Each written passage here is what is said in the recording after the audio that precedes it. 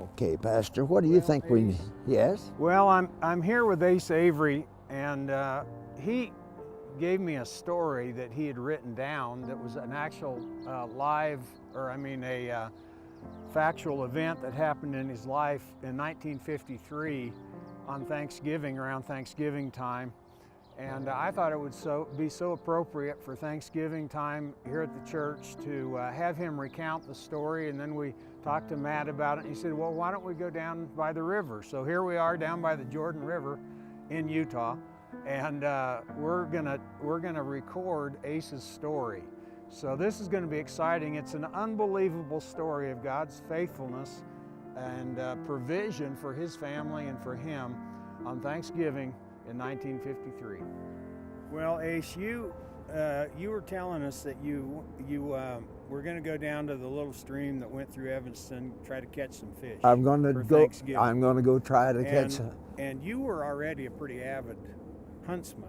Oh, I was a hunter. So this yes. wasn't out of your field of knowledge. Hadn't fished much. You hunted a lot. That's so right. It's not that far removed. Absolutely. So you're down on the river. What's going on? How did your fishing skills work? I had several times a fish try to take my lure, and I just didn't catch him. Yeah. I just couldn't catch him. Yeah. So when I failed on that, I looked then up the river to see if there was another place that I might catch some fish. Sure.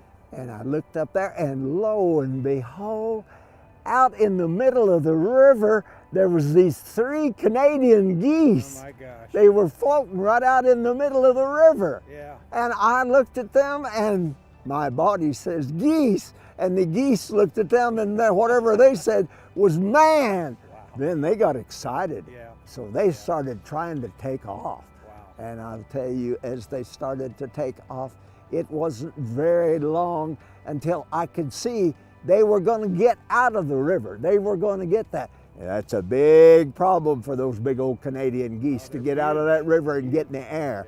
Yeah. And I'll be dang, here they came right for me. Wow. And when I could see they were coming through me, I threw down my pole and reached down there and found the best rock I could find. Oh my gosh. And it was a rock about the size of a baseball, and it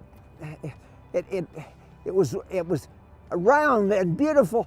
And I tell you, when I slammed that down and the geese was coming, I cocked my arm and threw as hard as I could, and one of those geese come down. Wow. And I said, I hit that goose. That's amazing. Now I better go over there where he came down and see if I can, in fact, at that time, locate that geese. And sure enough, I went over there and looked in those cattails, and I could see the geese. Wow. The goose. And I said, one goose. And I said, well, I'll be dang. I wonder if I knocked him out or just hurt him, or I better not. So as I went in there and got looking, in his eyes opened. Oh my gosh. And when I looked in those eyes, I suddenly saw blood on the head of that goose. You hit him in the head with a I rock. hit him in the head with that rock, flying, no telling how fast he was coming. But I did hit him right on the head. Now, let me ask you something. Okay. Do you think God was helping you throw that rock and hit that goose on the head? Well, I doubt. Getting ready for Thanksgiving dinner? I don't know, but that's possible. I have an idea that no Caucasian man has ever knocked one of those geese out of the air. But that's my idea. But anyway, I was grateful that I knocked him down. Sure. So when I got over there, I decided I'm going to try that fella. Yeah. Now, I boasted. Fist to fist, I was afraid of no man. Right. And I went over there and I jumped on that bird, and he literally beat me to death. What was in his wings was unmerciful of how he beat my head, how he beat me. You can't imagine. He, for 2 minutes, just beat me totally to death. And I finally reached under and got a hold of a leg. And when I jerked that leg forward, then of course it was all over. I now had my Thanksgiving dinner. I had my, so I'm not gonna go fishing anymore. Hey, I've got our dinner. That's wonderful. Yeah. And so that's exactly how I did. I ran back. Oh, the first thing I did when I killed him, I totally gutted him and totally skinned him, and I held him down in that real ice cold Bear River water until my hands became numb. And that way, of course, got all the body heat out of that bird, and I was a hunter enough to know if you get that body heat out of that bird in a hurry, he's gonna be good.